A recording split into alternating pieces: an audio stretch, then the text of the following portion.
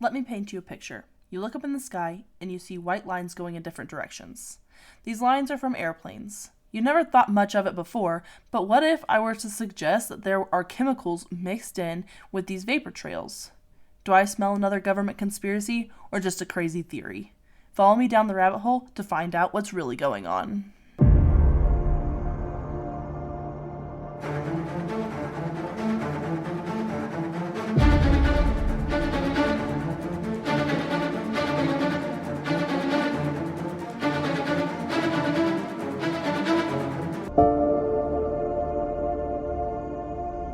Hello, friends, and welcome back to the rabbit hole. I'm your host, Danny, and today we are talking about chemtrails. So, chemtrails are from airplanes. If you look up in the sky, like I suggested at the very beginning, if you're looking up and you see, the white smoky looking clouds coming from behind planes, those are what we call, they're vapor trails or contrails. They're pretty much like condensation trails coming from planes. And it typically happens like when it's like a cold or humid day outside, and you'll see that there's trails from planes. I'm looking out a window right now. I see one right there. So I record this podcast right in front of a beautiful window, and it's great, and I love it. So anyway, that was a little off topic. But, so you look up, you see these trails all the time, and sometimes they go away pretty quickly, and sometimes they kind of linger for a while, and that is what is considered to be a chemtrail. So a chemtrail is basically like chemicals that were mixed with the fuel in the plane, and the plane is letting out these chemicals with this vapor trail, and basically, these chemicals are hurting us, is the moral of this conspiracy theory. So they say the chemicals, or some of the chemicals that are being mixed in with the fuel, is aluminum. I'm going to butcher this one, I'm sorry. Strontium. I promise I've said that word 25 times before I got on here to do this, and I still can't say it right, so there you go. Strontium. And barium. There's other chemicals as well that are suggested throughout everything that I've researched, but these are the couple that keep coming up over and over. Mostly barium. Barium's probably the most talked about chemical when it comes to the chemtrails. So the chemtrail conspiracy theory is also known as SLAP, standing for Secret Large-Scale Atmospheric Program.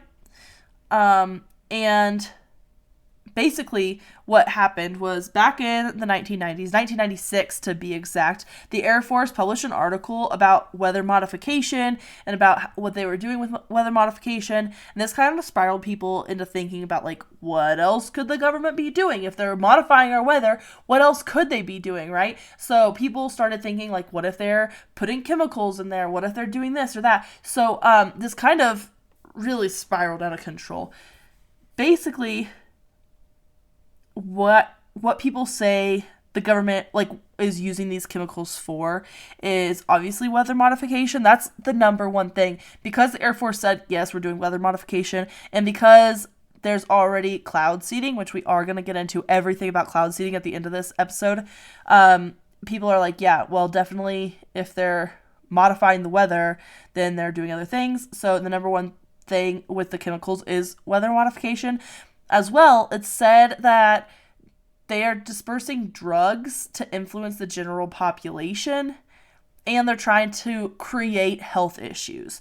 Later on, I kind of get into, in the health issue section, that this might be a population control method. So if we want to go back to that New World Order theory of trying to control the population, they're doing it with chemtrails and airplanes. What evidence do we have of this? Well, look up in the sky. You see them every day. I'm not, this is one of those conspiracy theories where you're like, Danny, you're just making this shit up. I'm not, because you can go outside, you can literally look up and you can see the evidence. I mean, granted, you can't see all of it, but let me give you a couple things you can try to look for next time you see a chemtrail.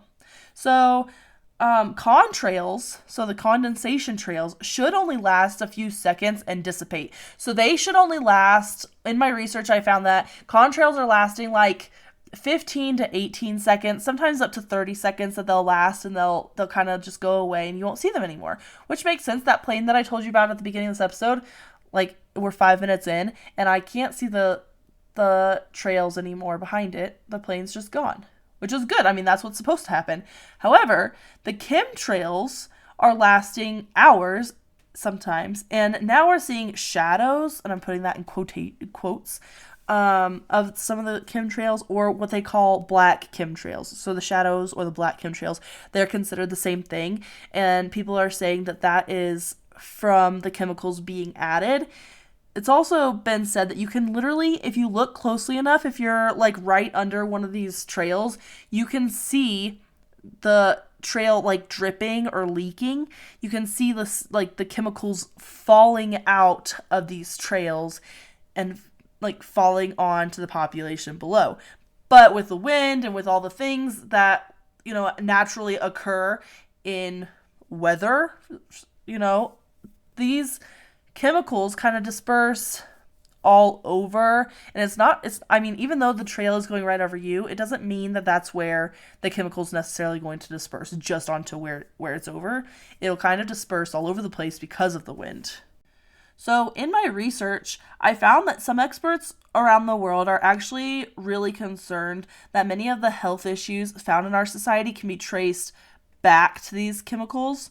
So diseases like lung diseases, Alzheimer's, Parkinson's, autism, cancer, and they go on and on. But like some of the big ones, multiple sclerosis, we're about to get into that, MS.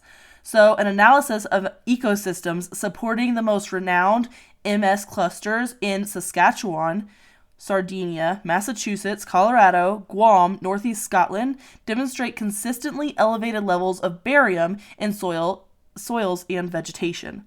What does that mean? So in these areas, and where MS is kind of like the clusters of MS, you're seeing the high levels. In soil, you're seeing 1,428 parts per meter.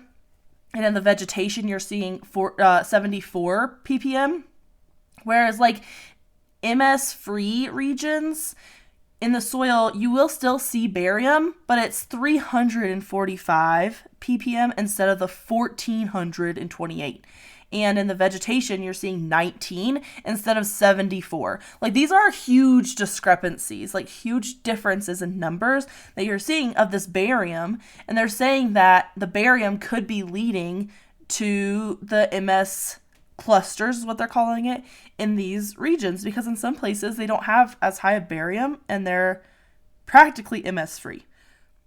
Also, it's being said by the experts that most chemtrails are centralized over cities, like I was saying earlier, and they're concerned that this is like a population control method. So they're putting these chemicals out. Maybe it's making because you have most of the populations in cities, so could be making people infertile. It could be some way, and maybe it's just causing these diseases is like hurting people or killing people faster. But in some way, them putting these chemicals in these chemtrails over cities is causing a population control. There's some other things being said as well. The government mostly denies it. Mostly the government's like, you guys are insane.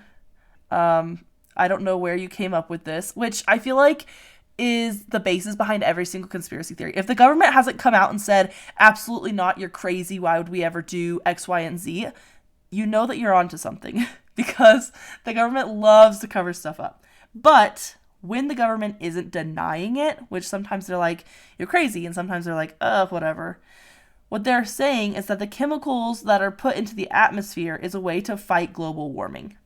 So it's basically the chemicals will reflect the sun and cool the earth, is what is being said by the government.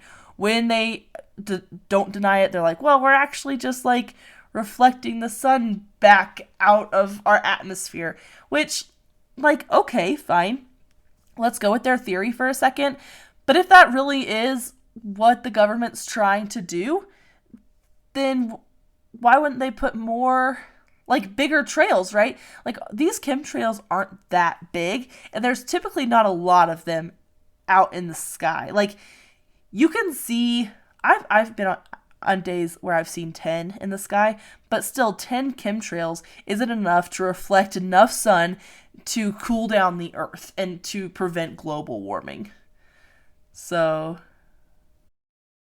Did you know that over 40% of Americans have a hard time swallowing pills? So when it's time to take your vitamins, large capsules and pills are out of the question. We know that gummy vitamins exist, but they're full of sugar, they get stuck in your teeth, and they only contain a fraction of the nutrients you need. Luckily, Easy Melts has discovered the ultimate vitamin sweet spot. Vitamins that melt in your mouth, taste like a treat, and are packed with nutrients ready for absorption, all without an ounce of sugar. For a limited time, Easy Melts is giving listeners a free 3-month supply of vitamin D3 with their first purchase. To claim your free D3 vitamins, visit try.easymelts.com/spring24. That's melts.com/spring24. Say goodbye to the old way of taking your vitamins and say hello to the easy way. I don't know. It's just a very weird theory that the government's like putting out there, like, yeah, we're just gonna reflect the sun back. And one of the theories, actually, I read somewhere, and then I couldn't refind it, so I can't source this one, but it was said that the chemicals along the same line, the chemicals are trying to reflect solar flares. So I don't, you know what? I don't know. All I know is they either deny it sometimes, or sometimes they come out with these ridiculous stories. So, but I mean, could their ridiculous stories be any more ridiculous than our stories? So you gotta give them props for coming up with something. Also, some things being said about chemtrails is chemtrails breaking. So you can see this when you're looking up in the sky and you see a chemtrail, and then it like just automatically stops, or it will stop and then it will restart, and then like there's just breakage in the chemtrails, and you can see it sometimes when you're looking. Again, make sure you're in a city, because you're going to see more chemtrails in a city. I live out in the country now. I don't see as many. And I do get a lot of planes that fly over, because I'm not directly in the pattern of DIA, except I guess it's not DIA anymore. Anyway, Denver Airport. But I am like, I don't know, like 50 miles, I guess, south of what would be the pattern. 45 miles, something like that. Doesn't matter. So I get a lot of planes that fly overhead, but I don't get a lot of chemtrails here. And I wonder if it's because the planes are coming in for a landing or what. But I don't know. Maybe maybe they're onto something with this city chemtrail thing. Where I got a lot of my research for this episode was the documentary on YouTube, Bye Blue Sky. If you Google it, you will get a lot of Pink Floyd stuff. And the Pink Floyd song is actually Goodbye Blue Sky. Good song if you haven't heard it. Go take a listen. Anyway, I'm not here to talk about Pink Floyd. I'm here to talk about chemtrails. Go to minute 18, second 40, so 1840 into this documentary. It is like a 30-minute documentary, so you're most of the way through at this point. And they're going to show you this clip. It's a different YouTube clip of this plane, and it must be another plane following like a commercial plane. That must be what it is, or a helicopter or something following a commercial plane, because you'll see this aircraft, and it's got its chemtrail coming out, it's got trails coming out, and then all of a sudden it stops, and then a few seconds later it restarts up and it keeps going. And they say that this can be because of a couple different reasons. Number one, this chemtrail breakage could be because of they're just turning their engines off, because for whatever reason they don't want to spew chemicals in that section, or there was a change in the humidity and the air and all of that. And don't get me wrong, I flew on a plane. My job in the military was to fly. I wasn't a pilot, but I was a crew member, so I have not as many flight hours as my husband, but I still have a decent amount. I have like 1,100 something, 1,500 flight hours. That's a good amount of flight hours. And don't get me wrong, we do hit air pockets sometimes, and you do, like, sometimes weather changes that quickly. It does happen. It's just not as frequent as these chemtrail breakages are. The chemtrail breakages are way more frequent than, like, we hit an air pocket. So, I don't know, maybe there's more to it than I know, but from the research that I did, it's just a little odd. And you can see that clip. It's maybe like a 30-second, maybe a minute clip, a minute 18, second 40 in this YouTube documentary. It's really good little clip, and actually the whole documentary is really good. So another idea is that clouds are being seeded with electrically conductive material as part of a massive electromagnetic superweapons program based around the high frequency active auroral research program. Sorry, that was a lot of really big words for me to get out. I wrote it all down so I wouldn't forget. It's called the HARP program, and I want to do an entire episode on the HARP program because this program, I was doing the research for this episode and I was like, this just caught my attention. So the high frequency active auroral research program, they're saying that with this program, they can electrically charge clouds, basically. This could affect the weather. This could affect, with the right frequency and the right hertz coming off of these clouds, I guess, right? Or this I don't know what they're like, these big antenna things. And like I said, I haven't done a whole lot of research into HARP because I really wanted to focus on the chemtrails today. But they're saying that they can control mood, they can control sleep, they can control all kinds of crazy stuff, the weather, all with these high frequencies. So I want to get into that in a whole separate episode. I want to really dig deep into it because there's some weird stuff going on there. And I had never heard of the HARP program until today. And if you guys don't know me, when I need something, I call my dad. Anything with any of these conspiracy theories, I call my dad. Because my dad's like, he does a lot of the research into it. He knows a lot of the information. So he kind of steers me in this direction. So today I was doing this research and I called my dad up. I'm like, have you heard of this program, this HARP program? And he's like, yeah, there's some crazy stuff. So I was going to include all the stuff about the program in this one until I realized how much there is. And I'm going to give it its own episode because that's going to be really cool. But let's get into this cloud seeding thing. Outside of the electromagnetic, electrically conductive material, we're not seeding clouds with that. We're just going to go into like, what is cloud seeding? So cloud seeding is a type of weather modification. It's proven, it's been done all over the world. It happens all the time. So basically, they add artificial condensation nuclei to the atmosphere, providing a base for rain or snow to form. So the condensation nuclei, the condensation like attaches to the nuclei to make it want to fall faster. And so, or exactly where they're looking for it. So they use silver iodide to promote the formation of ice crystals. And silver iodide actually naturally exists in our environment and isn't known to be harmful to humans. So just so you know, like, they did the research behind this, and they're doing this all over the place. However, this silver iodide is distributed via either ground-based generators, or aircrafts. So they are using aircrafts to disperse this. My husband actually was the one telling me about cloud seeding. I really went to all my resources this time.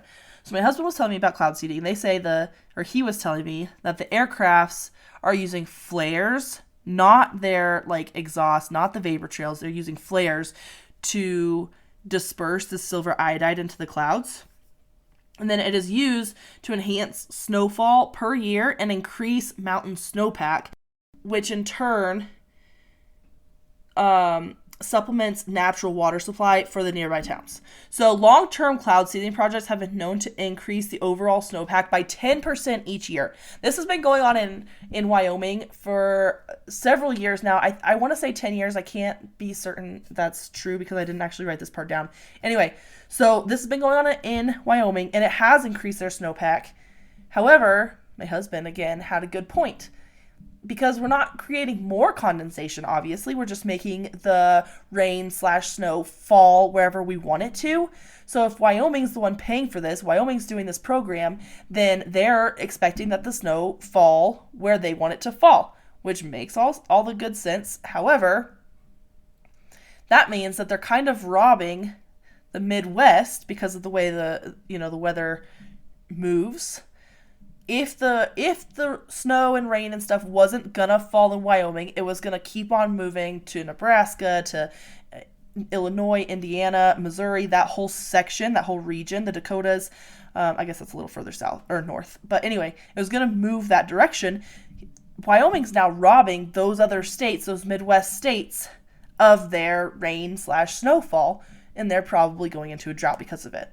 So another conspiracy theory behind this one is that, like, is cloud seeding good? Is it bad? Like, what are the thoughts behind it? I don't really know. I'm just now learning about cloud seeding. I would say, probably not an ideal situation, because now you have less drought in one area means you could potentially be having more drought in other regions, other areas. So that could be potentially really bad. I wasn't trying to call out Wyoming. I just read that they are doing it, and that's like a state here. We can see the differences in the different states here. So anyway, that was all. But I don't know. I mean, cloud seeding, it's obviously working for snowpack in whatever regions they're using it.